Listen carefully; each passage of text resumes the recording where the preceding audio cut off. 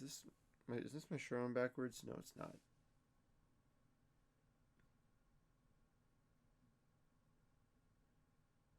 Hey guys, so this is my raw reaction to the newly released OGL response from Wizards of the Coast.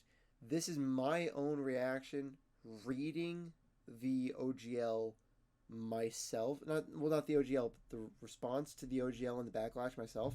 So if you want a longer form dive in my own raw uncensored reaction, then stick around. But if not, I've got another video where I react to another YouTuber and his reaction, and it's a whole lot shorter, but it gets the same point across. So I'm gonna put a card right on up there, so you can go watch that one instead if you don't have time for this hour-long monstrosity. So with that out of the way, let's go on to the video. Let me shrink myself down for a little bit. I'm just going to put myself right there. Okay. So, here we go. An update on the open game license. We initially conceived of revising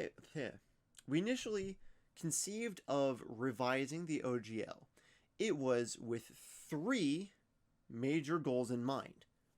First, we wanted the ability to prevent the use of D&D content from being included in hateful and discriminatory products. Second, we wanted to address those attempting to use D&D in Web3 blockchain games and NFTs by making clear... Wait, hold on. I'm sorry. Like I said, I'm going to read the whole thing and then I'm going to give my thoughts, but Web3 blockchain and NFTs, okay. By making clear that OGL content is limited to tabletop role-playing content like campaigns, modules, and supplements. I see. So you can't make like a Beholder NFT. It needs to be in some written form. But then why not write a module? I'm getting off track. I'm sorry. Right. I'm putting a mental note on this. Gonna come back to it after I've read the whole thing. And third, we wanted to ensure that the OGL is for content creator. Is for the content hold on. And third, we wanted to ensure that the OGL is for the content creator, the home brewer, the aspiring designer, our players, and the community. Not major corporations to use for their own commercial and promotional purposes.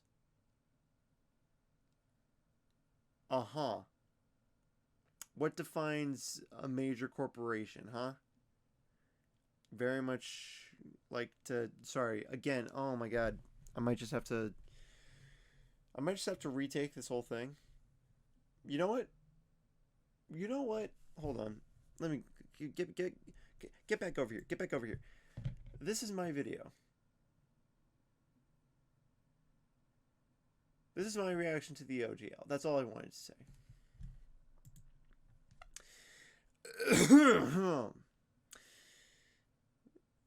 Okay. I'm gonna decide. I'm throwing the whole, giving them the benefit of the doubt and reading the whole thing out first. I'm throwing that out the window. I'm gonna react to this and dissect it piece by piece, because this feels like it. Reading that first paragraph after reading the leaked version of the OGL feels like getting tickled in the side, beaten over the head with a baseball bat, and then poked in the gut with a wet pool noodle simultaneously. My brain is reeling. I have no idea how to react to this incomprehensible stimuli my eyes are consuming. Major corporation. You're a major corporation. Wizards. Don't. Hold on. I think I might have heard this before. Or some version of this. Slightly different wording, but there was a leaked version of their statement that said something extremely similar to this. And everyone was like, "You morons." Take a long ass look in the mirror. Anyway, moving on. Driving these goals were two simple principles. You know this, okay. The lists are making it a pain to read. The lists are making this a pain to read, okay? Not everything needs to be in a stat block, Wizards. Not everything needs to be in a stat block. Driving these goals were two simple principles. One, our job is to be good stewards of the game. Okay. Okay. And two, the OGL exists for the benefit of the fans. Nothing about those principles has wavered for a second. Aside from the fact that we can just decide that you, as a fan, are too successful and can just yoink your money and your content without even crediting you in a watermark. That is why our early drafts, there's that language. There's that cop out. This is very particular language here. They want to make you think that they're leaving this as a backdoor. They're leaving this as a safety net. If people react to this poorly, then we can just go back and revise it. Because again, that's something that Wizards has always been very good about, is listening to community feedback and course correcting accordingly. Saying, okay, like, all right, well, the fans don't like this. We'll change X, Y, and Z. So that's what they want you to think based on their track record.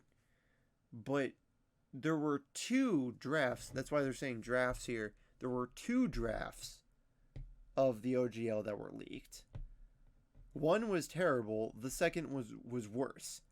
And the second one was, if the leak is confirmed, if the leak is true, which I think this is confirming that this is. Our early drafts of the new OGL include the provisions they did. They're not explaining what those provisions are because they know we know already. This is confirming that the leaks were true.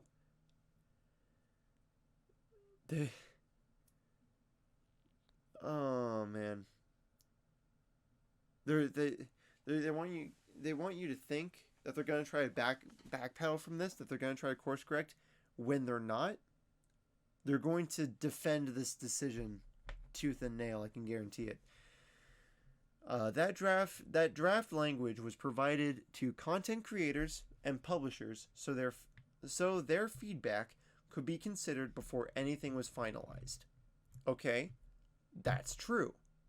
I'll hand them that. That's true.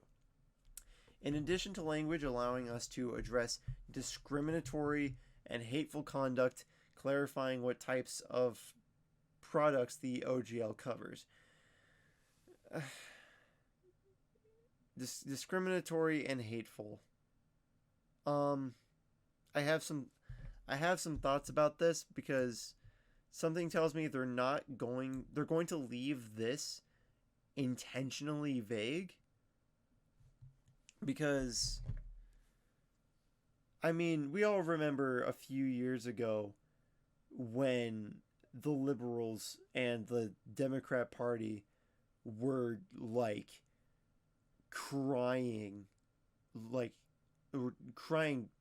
sheer terror like infants at the very concept that D&D would have different races be good at different things and have like lore that described a member of the race's typical behavior, like, that's just fantasy tropedom. That's just a fantasy trope. But they were crying that it was racist and harmful purely because of metatextual political drama, and not because they thought it would genuinely improve content. And it seems like this is what they're going to be doing. They're going to be caving to the mob, which I disapprove of on principle. Like, come on, seriously. Like, discriminatory and hateful. What counts as discriminatory and hateful? Does saying orcs are the evil race and they serve the god Grugmagug, who is hellbent on the destruction of the realm, so they're all evil and they're all worshippers of this dark god, does that count as discriminatory and hateful? And if it does or doesn't, why or why not? You can't use this kind of language when defending amendment to legal framework without giving proper limited categorical definition. What kind of products the OGL covers? Our drafts included royalty language designed to apply to large corporations attempting to use OGL content. Critical Role. That's what this is. Because the thing is that the draft, I didn't talk anything about the leaks themselves. I didn't say what was actually in them verbatim, but what they defined in the drafts as large corporations was anyone making more than $50K a year, not in profit, in gross income off of this product. They can just take royalties if you make more than that much. And they can arbitrarily, they had legal provisions in those drafts to arbitrarily decide to lower that amount to all the way to 10,000.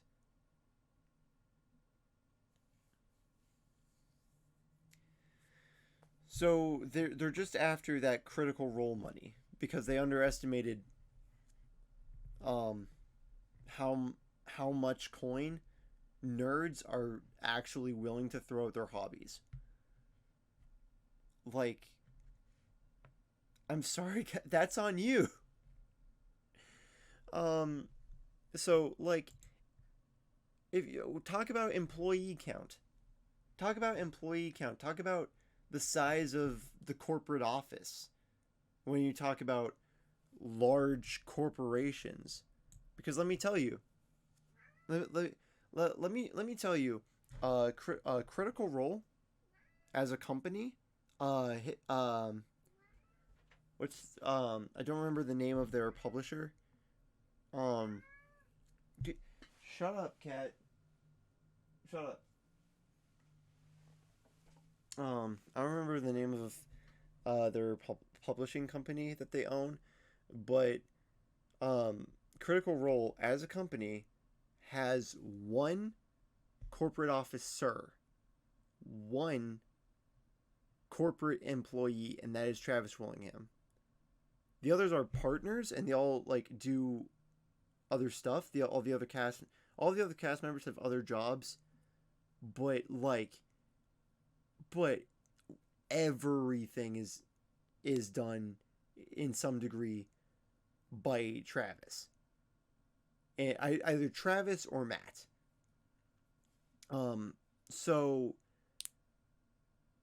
so legally, as far as the United States government and the IRS is concerned, despite the fact that Critical Role makes millions in net profit, as far as the United States government is concerned, they're still considered a small business. But D&D is trying to change that legal definition so that they can count as a large corporation based purely off profit margins alone. It was never meant to impact the vast majority of the community. Okay, I mean, that's fair. That's fair. I will give them that. If this went through, I like 90% of the community would not be affected because nobody has the time or money.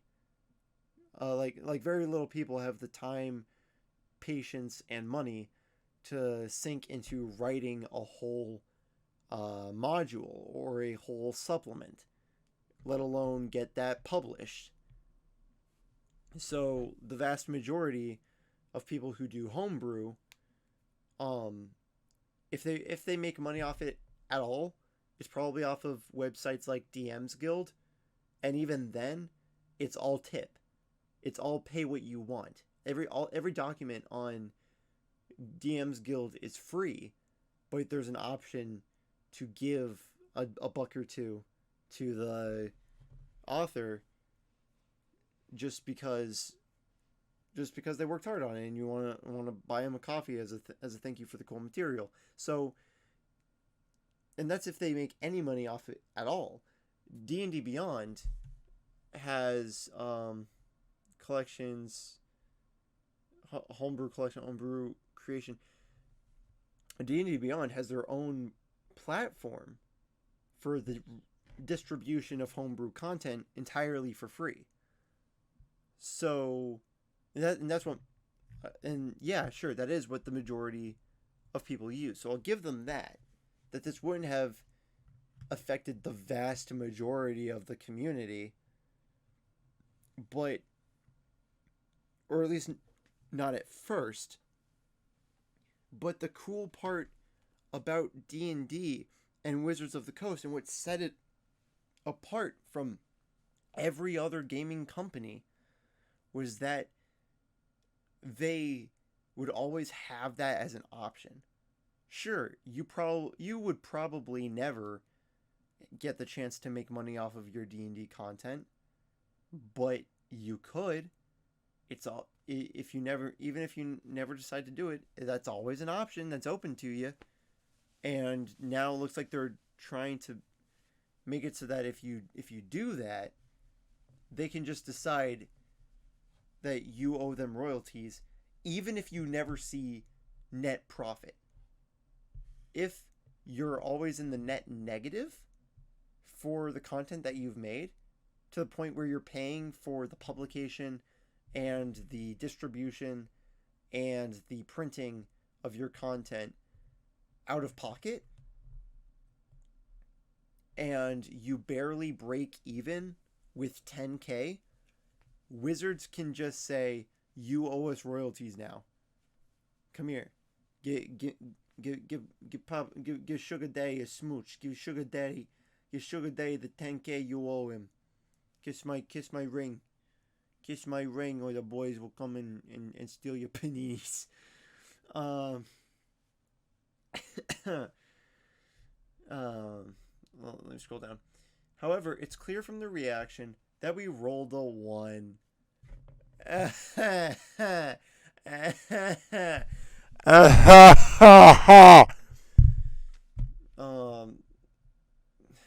It's become clear that it is no longer possible to fully achieve all 3 goals while still staying true to our principles.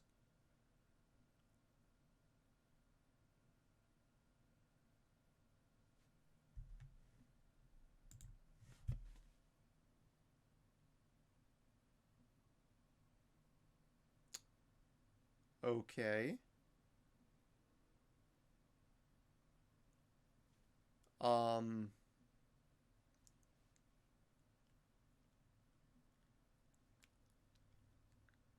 not gonna lie, that sounds sinister as hell.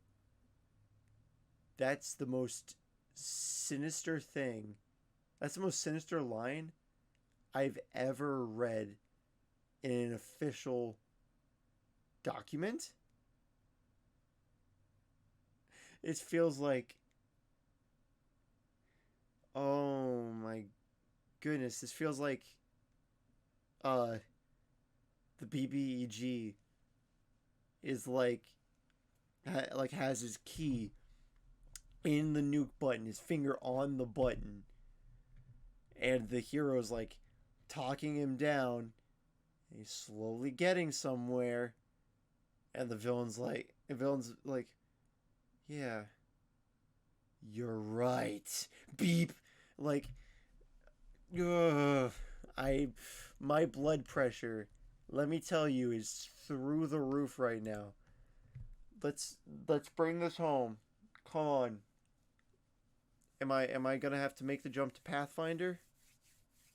I mean, I probably will anyway on the principle of other stuff that I haven't talked about and are refusing to talk about because that's just a whole separate thing. But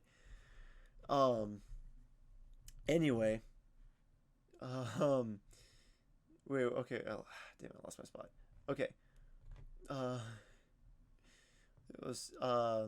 it has become clear that it is no longer possible to fully achieve all three goals while staying true to our principles. So here is what we're doing. The next OGL will contain the provisions that allow us to protect and cultivate the inclusive environment we are trying to build, and specify that it covers only content for TTRPGs.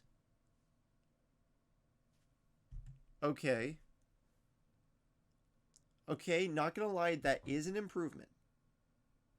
That is an improvement. Slight. Incredibly minute. So terribly minuscule, but that is an improvement. Because in the original OGLs, the original OGL drafts was talking about D&D content in general. So if you had a D&D podcast where you were playing the game, or had a D&D YouTube channel where you talked about playing the game and rules and stuff, and you made money off of those mediums that crossed the 10K threshold, they can start coming to knock. So at the very least, if you by trade are a YouTuber, streamer, podcaster, if that's the term, caster, whatever, screw it, caster, yeah, funny because spells, or blogger, then you're safe. If you're a home brewer, game designer, or publisher, you're still in the hot water so far. That means that other expressions, such as educational or charitable campaigns, live streams, cosplays, VTT uses, etc., will remain unaffected by the OGL update. Content already released. Okay, this is huge. Content already released over the 1.0A will remain unaffected. Okay. Okay. So you can't release any new content under the 1.0 under the 1.0 OGL, or under the old OGL. You can't publish anything new. Everything for all editions of D&D going forward are going to be under the new one, but everything released previously is going to be under the old one. Okay.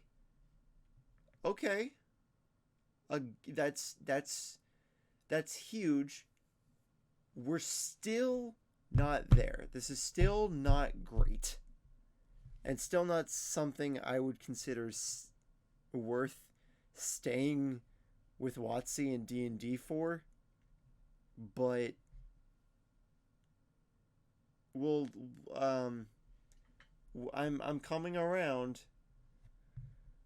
um coming around a little bit. What it will not contain is any royalty structure. It also will not include the license back provision that some people were afraid was a means for us to steal work.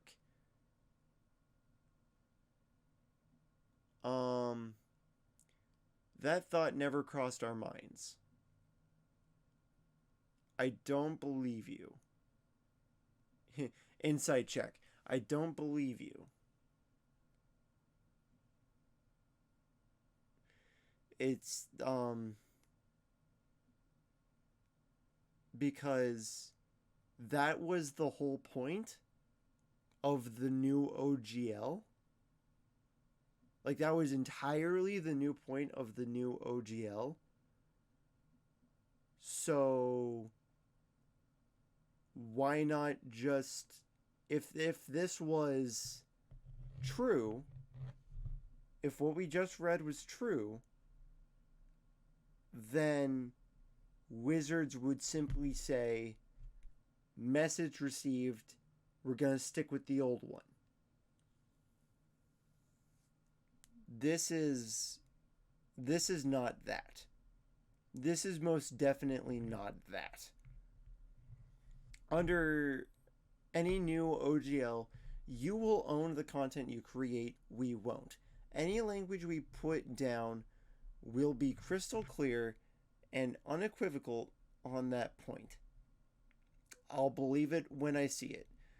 The license back language was intended to protect us and our partners from creators who incorrectly allege that we steal their work. There it is. There it is. Okay. Okay. You're sounding like Bill Cosby right now, not gonna lie. This sounds like the kind of legal defense that what's his face? I forgot his name because he's so laughably irrelevant now. The mad doctor who killed puppies in Africa and made it everyone's problem for 2 years. That guy, Fauci, that's his name. This sounds like a legal defense Fauci would use.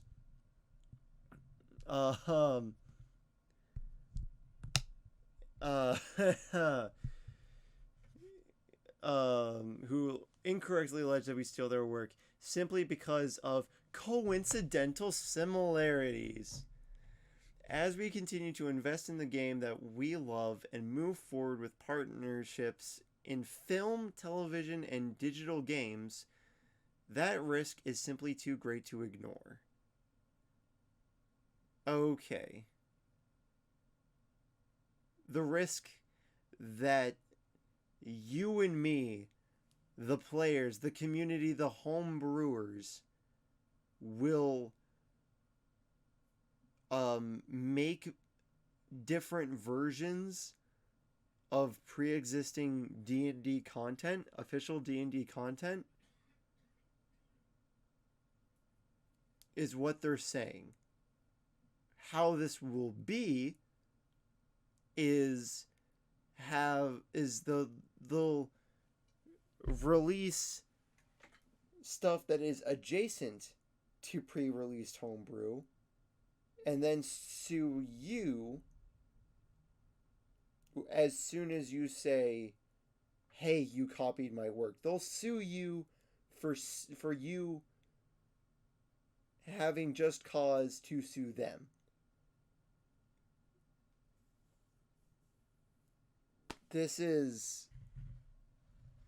That's I'll give you an E for effort. I'll give you an A for audacity, Watsy, for even thinking, for even thinking for a moment that you could possibly say this to our faces. That's an A for audacity.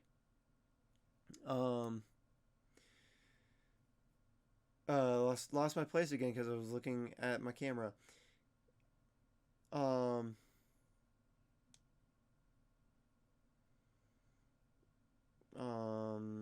Coincidence similarities. As we continue to investigate for something too great to ignore. The new OGL will contain provisions to address that risk, but we will do it without a license back and without suggesting that we have rights to content you create. Again, I'll believe it when I see it. Your ideas and imagination are what makes this game special. On that we agree, and that belongs to you. Thank you. A couple of last thoughts. First, we won't be able to release the new OGL today because we need to make sure we get it right.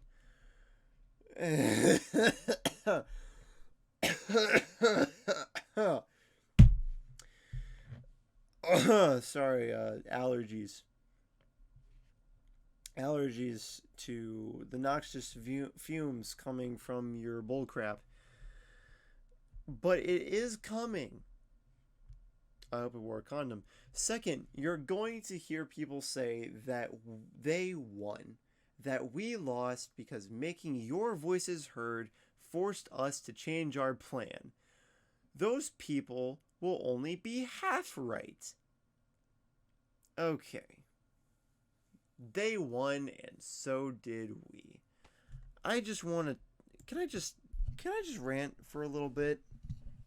I just want to... I mean, I get that that's what I've been doing for this whole video, but I just want to say how much I hate the culture of corporate America. I mean, for God's sake, this is America. Our culture is casual. Our culture is blunt and to the point because nobody has time for exactly this, for this contrived, backhanded, twisted responses. I hate how corporate America, like commandment number 1, if you want to make it in corporate America, commandment number 1 is that you can never and will never make any mistake.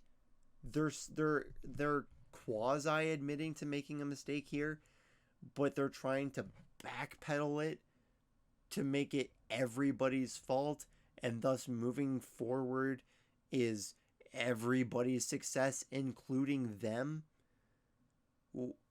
And that just sucks to me. I don't like that. And this isn't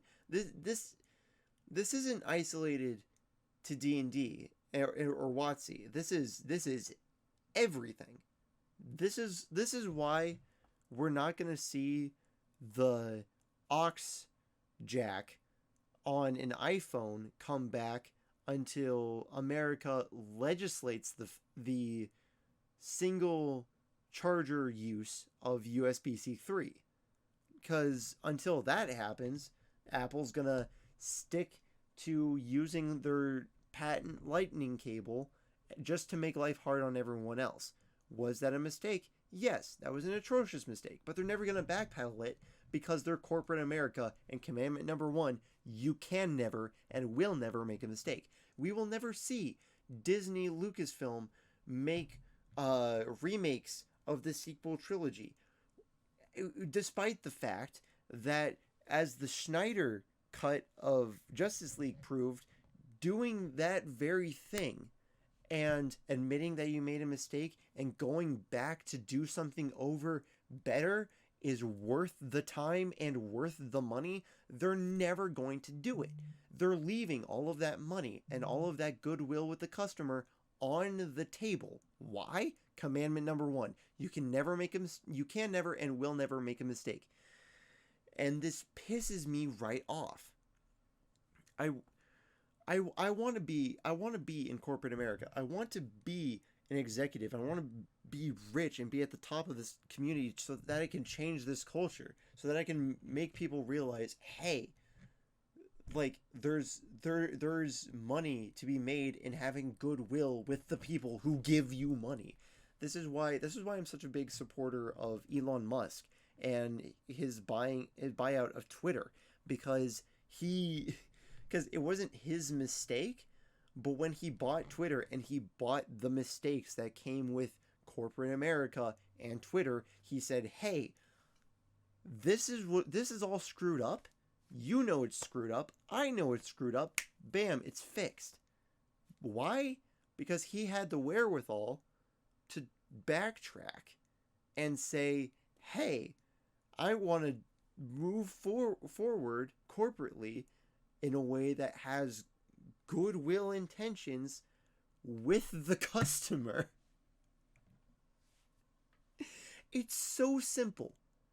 It's so painfully simple.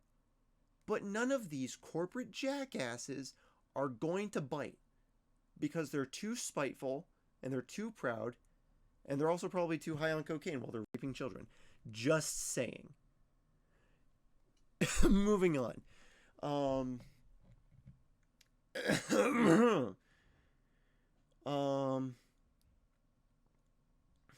Our plan was always to solicit an input of our community.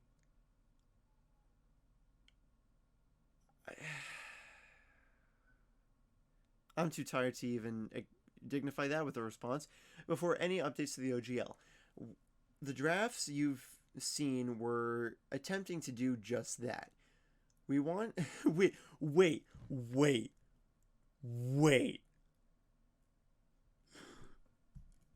They did not. They did not.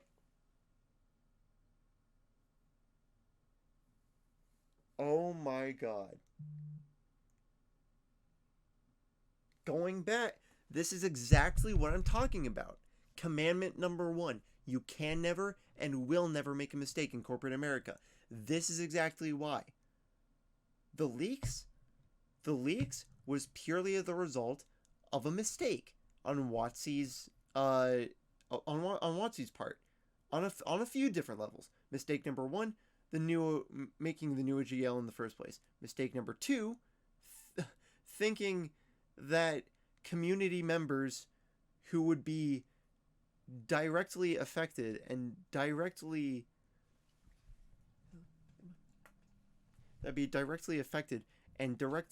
hindered by the revisions of the new OGL weren't gonna snitch. Like, was that illegal? Yes, it was. But it was also just so stupid. It was also so stupid on WotC's part to think that wouldn't happen as a natural response. And now, because of that, they're taking credit for it. What they just said, the drafts you've seen were attempting to do just that. Gauge and solicit community feedback. They're taking credit for the leak. Hold on. Get back here. They're taking credit for the leak. They think that you are so brain dead stupid that you would think for a moment that it would ever be feasible or logical for Wizards of the Coast to do this whole song and dance. They're trying to frame it as some galaxy brain conspiracy. We planned for we wanted the drafts leaked. We wanted them leaked because we knew that they were going to spread like wildfire, or something so big as changing the OGL. Something so big is going to burn like a wildfire all across the internet, and there we can finally see what the community really think. You morons! You absolute dunderheads! You clods! You sons of Down syndrome ridden sheep! You think we would fall for that? Guess what this is, ladies and gentlemen? This is a blog post on D&D Beyond, a service that has its own dedicated forum for exactly this kind of thing. Oh, this was all a galaxy brain conspiracy. No, it wasn't. No, the hell it was not. You wasted all of that time, effort, customer goodwill, and money. Assuming this is true, which I don't believe for a second, but if this were true, you wasted effort on everybody's part, on every single level of your company, to make this conspiracy happen, to rewrite Kingdom Hearts, and when you very easily could have, hold on, open link in new tab.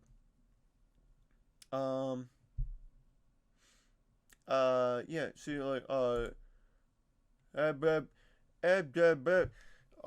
new forum post. Hey guys, here is our thoughts for how to revise the open game license for Dungeons and Dragons moving forward. What do you think? Simple. That's what you did. That's what you did for 1D&D. That's what you did for 1D&D. That's what you did for the cleric revisions. That's what you did for the racial feed editions. That's what you did for Mystic. So, to think for a moment that it would ever be slightly likely that Wizards of the Coast would do this is laughable. It's laughable. That's what this is. I'm laughing right now. This is hilarious. This is insulting, and I want it to not be on my screen anymore. But we got to finish this out because we're so close. We want to always delight the fans. Screw you! And create experiences together that everyone loves. We realize we did not do that this time, and we are sorry. We are deeply sorry. We're sorry. We're sorry. We're sorry. Sorry. We're sorry. We're sorry. Sorry. We're sorry. I'm deeply sorry. Again, damn it, lost my spot for that. We are sorry for that. Our goal was to get exactly the type of feedback on which provisions worked and which did not, which we ultimately got from you. So you are really just reiterating what I was just ranting about 40 seconds ago. Any change this major could only have been done well if we were willing to take that feedback. Agreed. So tell me, Wizards of the Coast, if that was your plan all along, explain to me how come you didn't do so via the platform you own to gauge community feedback. The only reason that this exists and is on your screen currently is for the sake of gauging community feedback. Oh man, no matter how it was provided, so we are. Thank you for caring enough to let us know what works and what doesn't, what you need and what scares you. Without knowing that, we can't do our part to make the new OGL match our principles.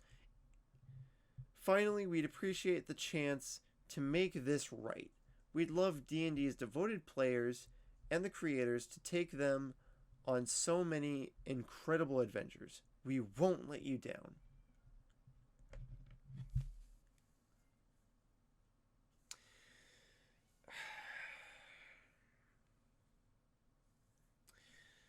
Okay. I was just screaming for the past hour about corporate America getting high and screwing kids. And ultimately, I want to get down to the brass tacks. We've seen this before. And I don't mean like how everyone's saying like, oh, there goes capitalism again. No, we've seen this exact scenario before. Or at least we will. Anybody who's gauged with Nintendo for more than 5 minutes knows about Super Smash Bros. Melee and Brawl, and how those communities of fans are completely illegal. Like it is actually illegal now. It is legitimately illegal to be a fan of Super Smash Bros. Melee or Brawl. Like, legitimately, the only ways you can play those games now, and the only ways that you can be good at it and, like, actually enjoy your experience is through extra legal means. And so, what we're going to see moving forward, I guarantee you, is one of two things, probably both. Scenario 1, mass exodus to Pathfinder. That's something we're already seeing. And something that I guess technically has already been in the works ever since 4th edition, but whatever. Scenario 2 is that the D&D community, remaining the D&D community, simply goes the way of Super Smash Bros. Melee. And we see either illegal tools containing pirated material become super prevalent in the community, and which for legal reasons I can't promote. Obviously, I can't promote that you pirate copywritten material. Legally, I'm not allowed to do that. However, I am legally allowed to advocate that you refuse to support Wizards of the Coast monetarily. Take that what you will. So we are probably going to see third-party illegal tools flood the community containing pirated D&D 5th edition material, and it's going to be open source, and it's going to be prevalent for homebrew, and it's basically the way I'd imagine it going to down. What? The way I imagine it going to go down is it's going to be like a open source version of D&D Beyond, probably, in terms of like character builder, homebrew maker, that kind of stuff. But it's going to be free open source, and it's going to contain all of the pirated material, all of it. And that's just what people are going to use to make sure that Wizards of the Coast doesn't receive any cent at all moving forward. And it's just going to, and the fandom for Dungeons and Dragons 5th edition, which is major. Like seriously, let me tell you, Dungeons and Dragons 5th edition has the largest gaming community by far. It's no competition. So those people are going to stick around because that's all they've known. I got into D&D playing 5th edition because it's such a good system. It's the perfect system for beginners because it's a very simple, straightforward D20 system. None of that weird, convoluted spell, multi-class, amorphous weirdness that was 4th edition. It's very simple. Race, class, stats, D20. And it had everything that people loved about 3.5, but easier and more streamlined. So it was more accessible to people who weren't nerds, to people who didn't want to devote every waking moment to scrupulously dissecting the source books to get a vague grasp of the rules. It invited so many people to just take what D&D was and make it their own. And that's all it had to be. That's all it had to be. So we're not going to see that go away anytime soon. It's just going to be whether or not it's legal or illegal.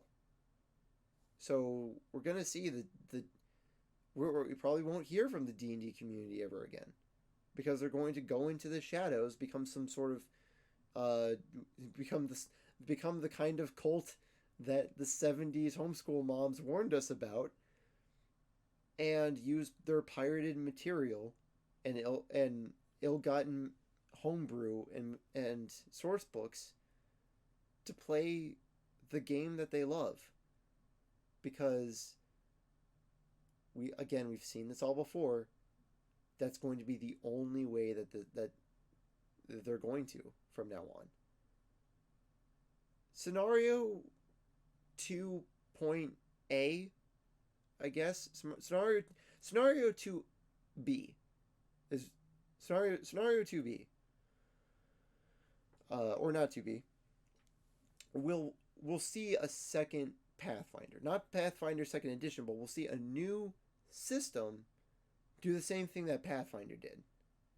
We're going to see a system that is going to be based off of D&D 5th edition. It's going to be another clean, accessible, streamlined D20 system that's going to use the cleaner version of the rules of 5th edition, the same way Pathfinder used the more complicated rules of 3.5.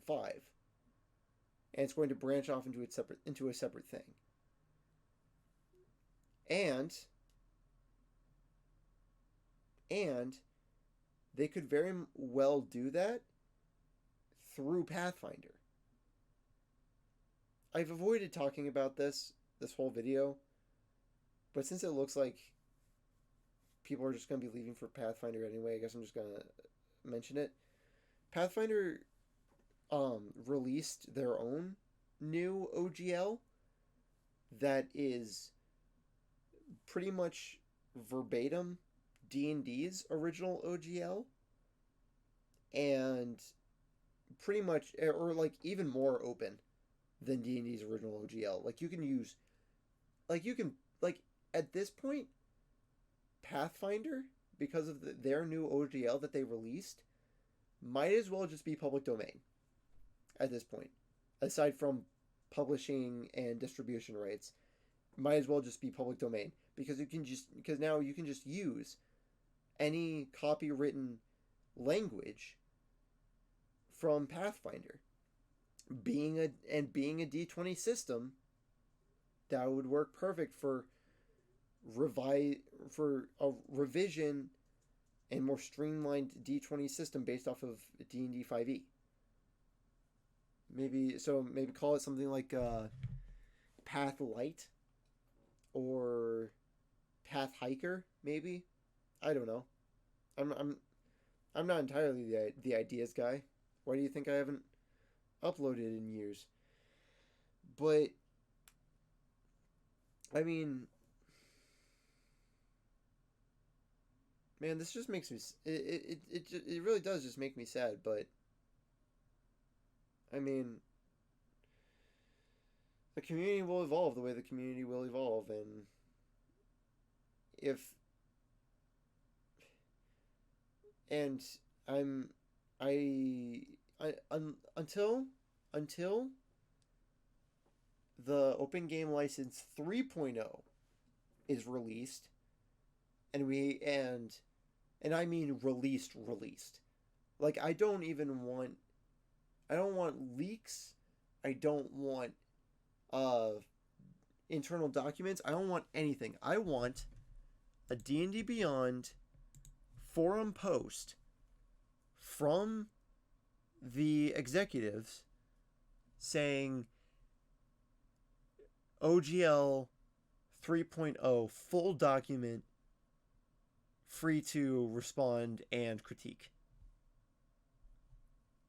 Like, until that happens and we get a chance to pour over the OGL that they're actually thinking of implementing, and then lambast that to the point where, and continue to lambast it until they decide, never mind, new OGL was a bad idea. We're going to use the old one. Because, I mean, I guess I forgot to talk about it because I was busy rambling on about other stuff. But specifically the whole, like, Web3 blockchain NFT stuff. Like, if I was Wizards of the Coast, I would be all over NFTs right now. Because the thing is that, like, and this is something that Wizards themselves said in a previous post. I don't have it up with me, but they said that, like, they confirmed that the vast majority of players get their rules through PDFs. So why not sell those PDFs minted as an NFT? That way there's practically zero difference between buying that and a physical book. That'd clear this whole thing up, really. And, like, having NFT integration with, like, 1D&D, there's a lot of stuff that they could do with that. I'm not going to dwell too much on that because if I come out too much in favor of NFTs, people are going to accuse me of encouraging suicide. No joke, that happened before, and I just don't want to deal with that mess. But just, like, it just seems so weird that the only real justification they wanted for making this new OGL was to curb third-party people using Web3 products. Like, that just seems so bizarre and stupid to me. And, like, making the content limited only to tabletop role playing games. Because like I just said, you can have a PDF of like a homebrew or like a module or even of a book, full book, and mint it as an NFT. In which case, it would be both Web3 blockchain NFT and tabletop role playing content. It'd be the same thing. I'm sure when they think of NFTs, they're probably thinking of like the monkeys, where it's like just the procedurally generated images. Probably that's what their thought process is. But like, the fact of the matter is that a non-fungible token is just a digital file that's been incredibly encrypted to the point where it has the same value as a physical object, the same value and uniqueness as a physical object. So why not use that kind of encryption technology to your advantage, especially when with D&D Beyond and 1D&D, the virtual tabletop system, you're making a huge push towards digital products anyway. Like, this is like, it's so stupid. This is obvious that they're like, this is obviously like not a lie. I believe that this is something that they're trying to curb, but the fact that they listed as the second of the three main justifications for why they wanted to revise the OGL in the first place, I'm skeptical, to say the least. But anyway, I've got something else. I've got a video from a YouTuber that I've been watching who's been tracking this whole thing. So I'm gonna do a react to him, and I might. This video is over an hour long, so I'm going to have to separate it into two parts. So I'm gonna upload my rant tonight and my reaction to his video, because he probably has far more insight, and far better insight than I do. I'm gonna post that one tomorrow, so link will be in the description or in the end card, I guess, whatever.